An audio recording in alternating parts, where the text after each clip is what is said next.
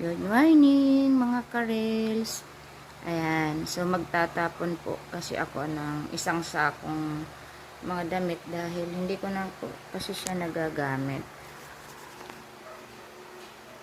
Ayan, kaysa ma-stocks lang sa lalagyanan ng damit, so kailangan ko na lang siyang itapon. Ayan. Sobrang dami ko kasing damit, hindi na kasi magkasya doon sa lalagyanan. Ayan, so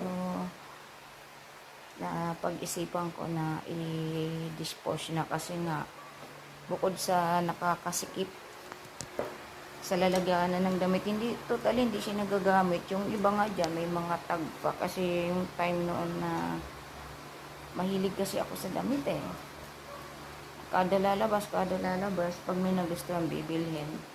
Hanggang sa napaglipasan ng uso. Hindi ko na malayan, sobrang palang dami ng damit ko. Kaya hindi ko na maisuot. Then, siyempre, pag kayong mga time na hindi na sa uso, itatambak ko na lang sa, aparador. Sa cabinet. Kaya lang, kalaonan, hindi ko na, pag may gusto kong gamitin, hindi ko na masuot kasi kailangan kong halongkayan dahil nasa sobrang dami, patong-patong. So, nahirapan ako. Kaya pinili ko yung mga medyo laos na, medyo luma na rin ang iba. So, sabi ko, itapon na lang. Ayan.